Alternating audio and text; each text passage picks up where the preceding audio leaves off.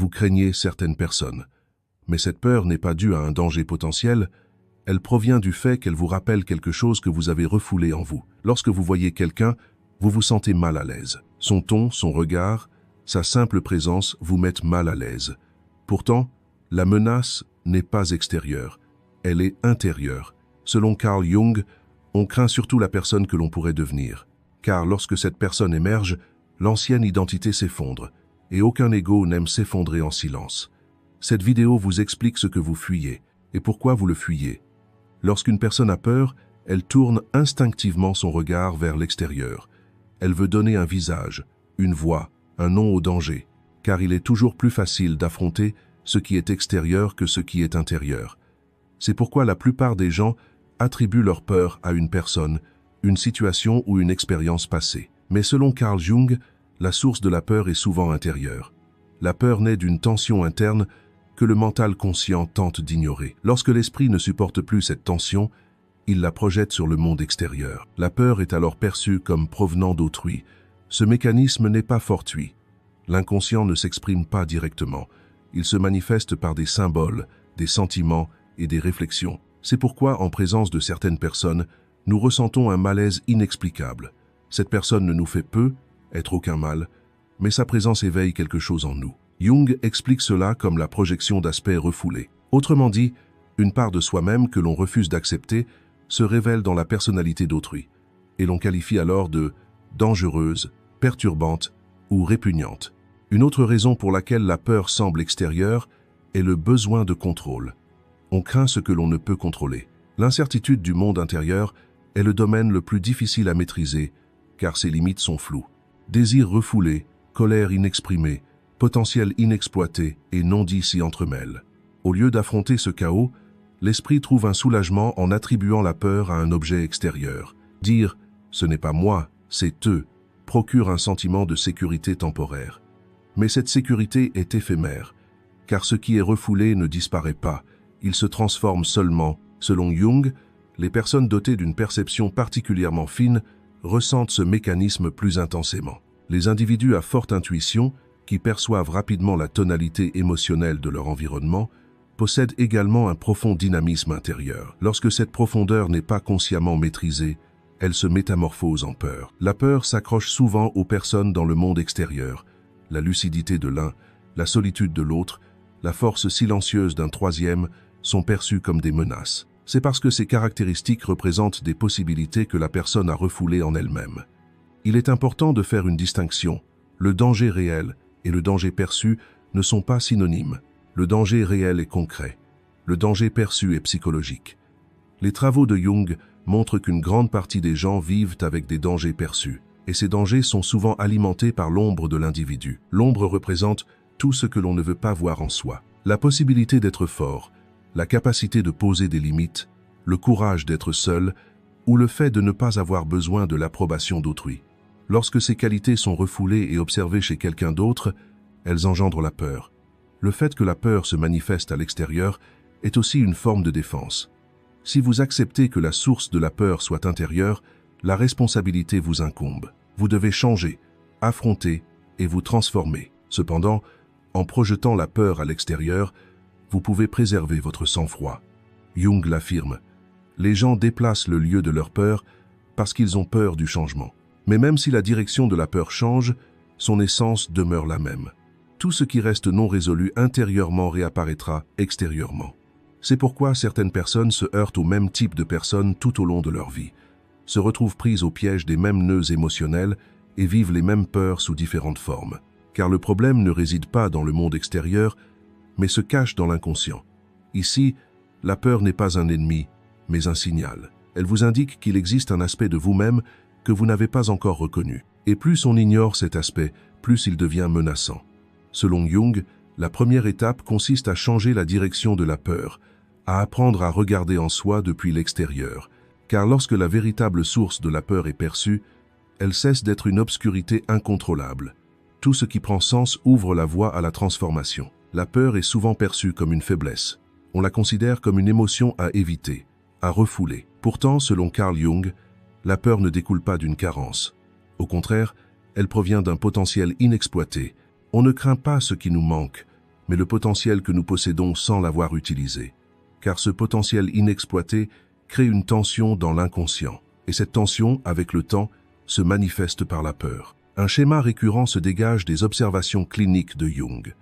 Les individus refoulent des caractéristiques qui se développent en eux, mais qu'ils perçoivent comme incompatibles avec leur identité. Ils aspirent à plus de détermination, mais craignent de paraître égoïstes. Ils veulent être plus forts, mais craignent la solitude. Ils souhaitent penser plus librement, mais évitent d'être étiquetés incompatibles. Bien que ce processus de refoulement semble être un choix conscient, il crée une pression silencieuse dans l'inconscient. Et l'esprit perçoit cette pression comme une menace. La source de la peur apparaît alors clairement. La peur n'est pas alimentée par le « je ne peux pas », mais par la pensée « je peux, mais il y a un prix à payer ». Car libérer son potentiel exige une transformation de l'identité. Selon Jung, l'ego cherche à se protéger. Les rôles familiers, les comportements connus et l'approbation sociale constituent sa zone de confort. Or, le potentiel perturbe cette zone. Il introduit de nouvelles limites, de nouvelles décisions et une nouvelle solitude. L'ego perçoit donc le potentiel comme une menace. Dès lors, la peur agit comme un frein. Elle dit « Stop, pas maintenant, ce n'est pas nécessaire ». Mais chaque talent refoulé cherche sa propre voie dans l'inconscient. C'est pourquoi on se sent mal à l'aise lorsqu'on observe ce talent chez autrui. Quelqu'un qui s'exprime clairement semble irritant. Quelqu'un qui pose des limites paraît froid. Quelqu'un qui apprécie la solitude est perçu comme arrogant. En réalité, ce qui dérange, ce n'est pas ce que fait cette personne, mais ce que l'on ne fait pas. Jung explique cette situation comme l'énergie porteuse de l'ombre. L'ombre n'est pas seulement composée de qualités sombres, elle contient aussi des qualités positives refoulées. Courage, leadership, indépendance, intuition. Si ces qualités ont été qualifiées de dangereuses ou inappropriées dès le plus jeune âge, le mental conscient les refoule. Mais l'énergie ne disparaît pas, elle change simplement de direction. Et lorsqu'elle ne trouve plus sa voie, elle engendre la peur. Une vérité essentielle se dégage. La peur est l'ennemi du potentiel, mais elle en est aussi le messager. Selon Jung, lorsqu'une personne interprète correctement sa peur, elle acquiert des informations précieuses sur elle-même. Ce qui nous effraie est souvent ce qui nous fait grandir. Mais cette croissance n'est pas rassurante. Elle est transformatrice. On ne peut construire un nouveau soi sans dissoudre l'ancien. Et ce processus de dissolution engendre naturellement la peur. Nombreux sont ceux qui reculent à ce stade, car la transformation crée un sentiment de perte de contrôle. Lorsque le potentiel refoulé est libéré, les relations changent, les rôles sont bouleversés et les équilibres sociaux sont perturbés. C'est précisément le processus que Jung appelle individuation. L'individu découvre sa propre loi intérieure en se détachant des attentes collectives. Mais cette voie n'est pas celle que la foule approuve. Par conséquent, le potentiel reste longtemps refoulé et la peur se tient à la porte, telle une sentinelle silencieuse. Il est important de comprendre que la peur n'est pas un obstacle, mais un seuil. Ce n'est pas un mur à franchir, mais une porte à traverser. Si la peur continue d'être refoulée, la personne s'habitue à se dévaloriser. Mais si elle est observée consciemment, le message qu'elle véhicule devient évident. Dans l'approche de Jung, la question centrale est « Que me cache cette peur ?» Car la réponse révèle souvent une possibilité encore inexplorée. L'équation peur égale potentiel refoulé exige une honnêteté envers soi-même. Cette honnêteté n'est pas chose facile. Mais selon Jung, la maturité spirituelle ne commence pas par l'absence de peur, mais par une relation consciente avec elle. Le potentiel s'obscurcit lorsqu'il est refoulé. Il prend sens lorsqu'il est accueilli. Et tout ce qui prend sens conduit à une existence plus complète. Reconnaître que la peur est un potentiel refoulé engendre une illumination déstabilisante. Car avec cette prise de conscience, il n'y a plus de facteurs extérieurs à blâmer. Ni les circonstances, ni les personnes, ni le passé ne suffisent à expliquer la situation. La responsabilité se déplace peu à peu entre les mains de l'individu. Selon Jung, à ce stade, deux voies s'offrent à lui. Soit il continue d'ignorer son potentiel et de vivre sa peur comme une fatalité, soit il prend au sérieux la voie tracée par la peur et s'engage dans un processus de transformation intérieure. Cette seconde voie n'apporte pas de résultats immédiats. Au contraire, elle exige patience, solitude et discipline intérieure. Cependant, à long terme, l'individu comprend que la peur ne surgit pas pour l'arrêter, mais pour le préparer à une meilleure version de lui-même. Lorsqu'une personne commence à affronter sa peur, le premier prix à payer est souvent l'isolement. Car, À mesure que le potentiel refoulé se libère, l'individu ne peut plus se comporter comme avant. Il ne peut plus rester silencieux, ni accepter ce qu'il avait consenti, ni continuer à exister en se rabaissant. Ce changement paraît soudain et inexplicable de l'extérieur. Pourtant, il est le fruit naturel d'une prise de conscience intérieure longuement accumulée. Selon Jung, le processus d'individuation commence précisément ici. L'individu est contraint de se séparer du conformisme collectif. Et cette séparation s'accompagne souvent de la peur d'être incompris. Être incompris est l'une des peurs les plus primaires de l'humanité. Parce que les humains sont des êtres sociaux, l'exclusion est inconsciemment assimilée à une menace pour la survie.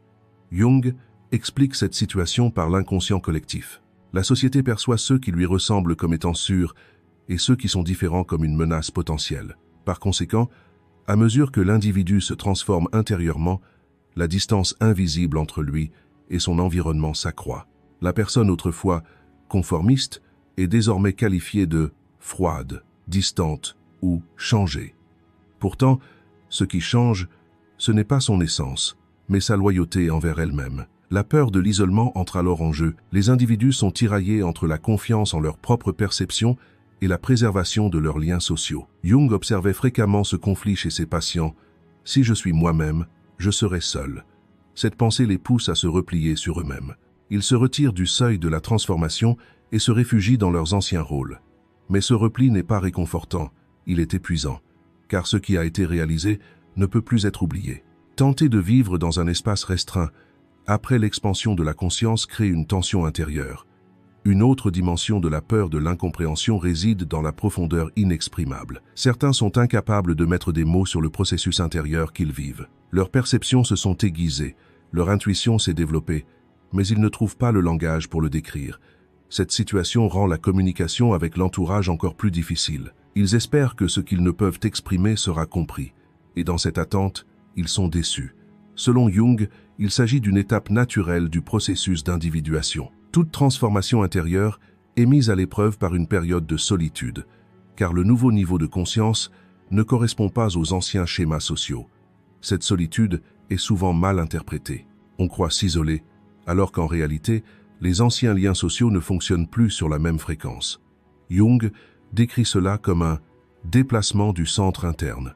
Le point de décision de la personne passe de références externes à une boussole intérieure. Ce changement est perçu comme une menace par son entourage, car il devient plus difficile de la guider, de l'influencer ou de la définir. C'est précisément pourquoi les malentendus deviennent inévitables. La peur de l'isolement se divise en deux types. Le premier est l'isolement réel. La personne est véritablement seule. Le second est l'isolement psychologique. Même au milieu d'une foule, elle se sent incomprise. Selon Jung, ce second type est plus destructeur, car la personne se refoule et nie sa solitude, ce qui accentue la division intérieure.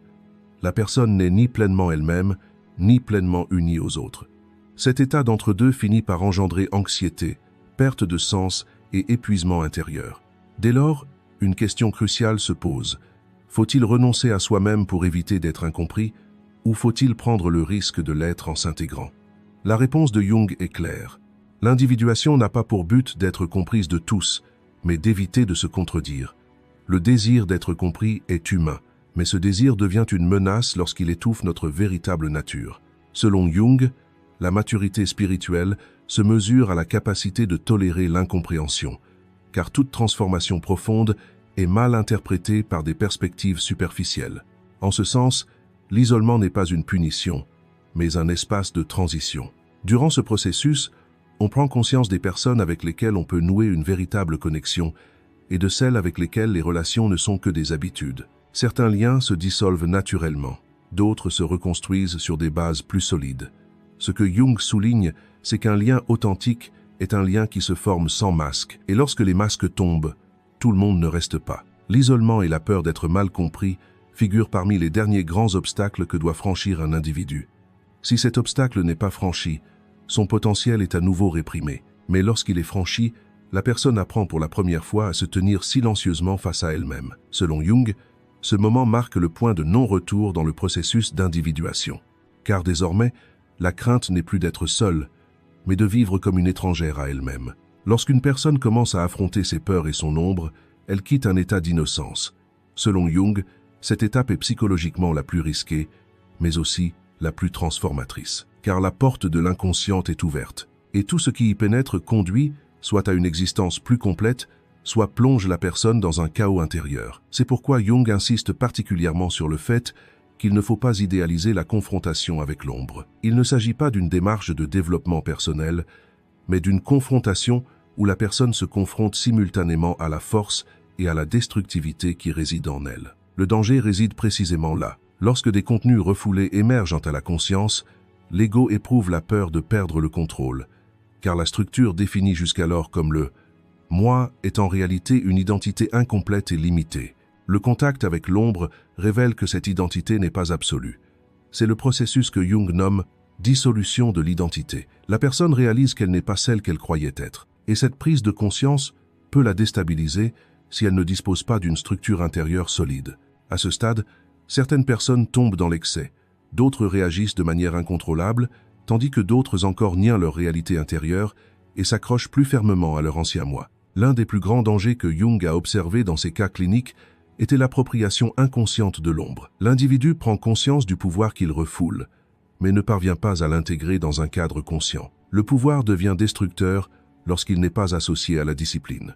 C'est pourquoi Jung place le concept « intégration consciente » au centre de sa démarche. Affronter l'ombre ne suffit pas, il faut la gérer. Autrement, l'individu devient victime, et non porteur, de son ombre. La transformation se situe de l'autre côté de cette frontière ténue. La transformation n'est pas la disparition de la peur, c'est l'acquisition de sens par la peur. Selon Jung, l'individu en pleine transformation est désormais conscient de ses réactions intérieures. Il reconnaît sa colère, connaît son pouvoir et ressent ses limites, mais il ne laisse pas ces réactions émerger automatiquement. La conscience joue ici un rôle d'équilibre. L'ombre n'est pas refoulée, mais contenue. Ainsi, l'énergie commence à se construire au lieu de détruire. Pourquoi cette frontière est-elle si mince? Car toute force intérieure recèle simultanément deux potentialités. Le feu réchauffe, mais brûle. L'eau donne la vie, mais noie. Dans la conception jungienne de la psychologie, l'énergie intérieure est semblable. Refoulée, elle engendre la maladie. Laissée sans contrôle, elle crée le chaos. Mais unie à la conscience, elle donne naissance à la maturité. La différence entre danger et transformation réside dans la prise de responsabilité intérieure. Nombreux sont ceux qui s'arrêtent à ce stade, car la transformation n'apporte pas de réconfort. Les vieilles excuses ne tiennent plus. Dire « c'est moi » ne suffit plus. Il faut comprendre pourquoi on est ainsi. Quelle peur a conduit à ce choix d'identité? Selon Jung, à ce stade, on s'approfondit ou on s'endurcit. Celui qui s'approfondit gagne en souplesse, tandis que celui qui s'endurcit renforce ses défenses. L'endurcissement, bien qu'apparaissant comme une force extérieure, est une paralysie intérieure. La transformation, en revanche, requiert le flux. Un autre danger réside dans le risque de se sentir supérieur aux autres. Certains individus qui entrent en contact avec leur part d'ombre font de la conscience une identité. Jung critique explicitement cette situation car elle représente le retour de l'ombre sous un masque plus sophistiqué. La véritable transformation est empreinte d'humilité. En prenant conscience de ses propres ténèbres, on comprend mieux celles d'autrui. C'est la profondeur, et non la supériorité, qui se crée. C'est pourquoi Jung affirme que le chemin de la transformation ne doit pas être emprunté sans accompagnement ni supervision. Ce guide peut être un thérapeute, une introspection rigoureuse ou encore une solide boussole éthique. L'important est de se construire une structure capable de supporter sa force intérieure lorsqu'elle se manifeste. Autrement, cette force emportera l'individu et sa destination restera inconnue. La frontière ténue entre danger et transformation dépend de l'honnêteté que l'on a envers soi-même. Pour celui qui nie ses propres ténèbres, ce chemin est périlleux. Mais pour celui qui les accepte et en assume la responsabilité, ce chemin est un processus de maturation inévitable. Selon Jung, on ne peut atteindre la plénitude sans franchir cette limite. Et la plénitude n'est pas un état de confort, c'est une forme d'existence profonde, équilibrée et consciente. Devenir la personne que l'on craint n'est pas un changement de caractère soudain, comme beaucoup l'imaginent. Cela ne signifie pas devenir agressif, insensible ou indifférent aux autres. Au contraire, selon Jung, ce processus est plus silencieux, plus profond et plus irréversible. Devenir la personne que l'on craint, c'est entrer consciemment en relation avec des aspects de soi-même longtemps refoulés. Et une fois cette relation amorcée, il devient impossible de vivre avec de vieux réflexes. On imagine souvent la personne que l'on craint comme une figure extérieure, quelqu'un qui parle clairement, qui sait poser des limites, qui apprécie la solitude ou qui est émotionnellement indépendant. Ces figures suscitent à la fois admiration et menace dans l'inconscient, car ce sont des qualités que la personne n'a pas développées en elle-même, mais qu'elle sait pouvoir acquérir. Selon Jung, ce qui ébranle véritablement une personne, ce n'est pas l'impossibilité, mais la possibilité. La pensée « je pourrais être comme ça » menace fondamentalement l'identité existante. Devenir la personne que l'on craint commence par prendre cette possibilité au sérieux. À ce stade, la personne réalise qu'elle ne peut plus se limiter par d'anciennes justifications. Les mécanismes de défense tels que « c'est ma nature », « les circonstances ne le permettent pas » et « que vont dire les autres » perdent leur pouvoir, car on a constaté que la peur sous-tend ces défenses. Selon Jung, cette prise de conscience accélère le processus de dissolution de l'identité. L'ancien moi a perdu sa fonction, mais le nouveau n'est pas encore pleinement formé. Cette étape intermédiaire est la période où la personne se sent la plus vulnérable. Devenir la personne que l'on craint, c'est être capable de supporter cette vulnérabilité. C'est accepter que certaines personnes prennent leur distance lorsque l'on commence à s'affirmer, qu'on nous dise que nous avons changé lorsque nous posons des limites et qu'on nous incomprend lorsque nous choisissons la solitude.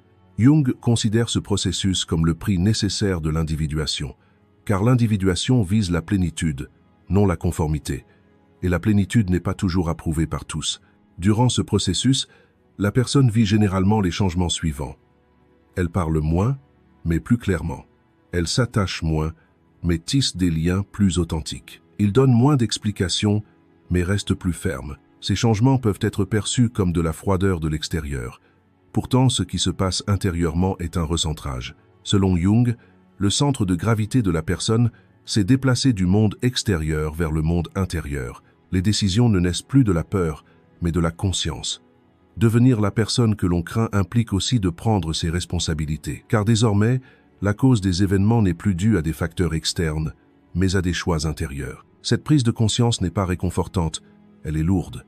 D'après Jung, la liberté est l'un des plus lourds fardeaux de l'humanité, car elle élimine les excuses. On est contraint à une plus grande honnêteté envers soi-même. Et cette honnêteté met constamment l'ego à l'épreuve. Une erreur fréquente est commise à ce stade. Certaines personnes, en essayant de devenir la personne qu'elles craignent, endossent ce rôle. Elles se forgent une carapace, refoulent leurs émotions et appellent cela de la force. Jung définit cela comme une fausse individuation. La véritable transformation ne consiste pas à devenir insensible, mais à ressentir plus profondément. Devenir la personne que l'on craint ne consiste pas à éliminer ses émotions, mais à développer une conscience capable de les maîtriser. Avec le temps, on réalise que devenir cette personne, c'est simplement être soi-même. La différence réside dans le fait qu'on ne vit plus sans se scinder.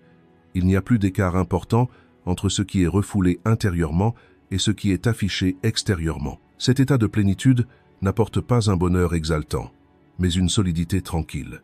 Selon Jung, cette constance est la capacité à assumer sa propre vie. Par conséquent, devenir la personne que l'on craint n'est pas un but, mais un résultat. On atteint ce stade non pas en décidant de le devenir, mais en cessant de se fuir soi-même. Lorsqu'une personne atteint le terme de ce chemin, elle réalise ceci. L'ombre n'a jamais été un ennemi à détruire.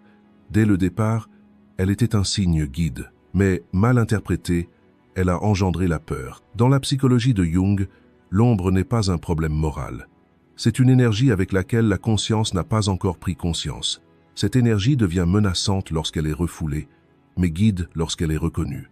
Par conséquent, le véritable enjeu avec l'ombre n'est pas de l'éliminer, mais d'établir un contact conscient avec elle. L'ombre est perçue comme un ennemi, car on en prend conscience qu'en période de crise. Colère intense, accès de colère soudain, réactions incontrôlées, agitation inexplicable, autant de manifestations d'une tension intérieure longtemps restée enfouie. Selon Jung, l'ombre ne crie pas lorsqu'elle est silencieuse. Elle crie lorsqu'on la néglige. Ce cri est souvent mal compris. On dit « il y a un problème », mais au lieu d'en identifier la nature, on tente de le refouler. C'est là que l'ombre devient dangereuse. Cependant, lorsqu'on l'écoute attentivement, l'ombre parle un autre langage. Elle révèle les transgressions de nos limites, les moments où l'on a baissé les bras, les potentiels que l'on a consciemment ignorés. Dans l'approche de Jung, l'ombre n'est pas la partie manquante de la personne, mais sa partie incomplète. Cette distinction est cruciale. Ce qui manque est ajouté de l'extérieur, Ce qui est incomplet est déjà en nous et attend d'être accepté.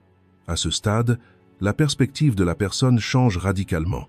La peur cesse d'être une émotion à éviter. Elle devient une boussole. La personne comprend que là où la peur s'intensifie, elle marque aussi le seuil du développement. Selon Jung, l'individuation n'est pas l'absence de peur, mais l'établissement d'une relation consciente avec elle.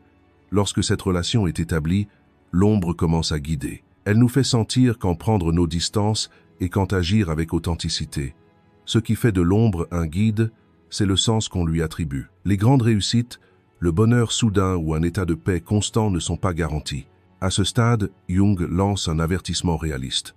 L'individuation n'est pas une promesse de bonheur, mais elle procure une certaine stabilité. La personne développe une structure intérieure solide qui la soutient. Même face aux changements extérieurs, elle ne perd pas son équilibre, car son point de repère n'est plus les attentes d'autrui, mais sa propre intégrité intérieure. Dans une vie guidée par son ombre, on réagit moins, on observe davantage, on se défend moins et on assume plus de responsabilités. On ne cherche pas à se justifier, mais on a une meilleure connaissance de soi. Selon Jung, cet état est un indicateur silencieux de maturité spirituelle. Discret, mais profond. Il est silencieux, mais durable. En fin de compte, devenir la personne que l'on craint ne consiste pas à faire taire son ombre, mais à apprendre à l'écouter. Car l'ombre nous perturbe non pas parce qu'elle est notre ennemi, mais parce qu'elle nous pousse à devenir une personne plus entière. C'est précisément là que l'héritage de Jung prend tout son sens. Fuir ces ténèbres nous replie sur nous-mêmes. Les affronter consciemment nous enrichit.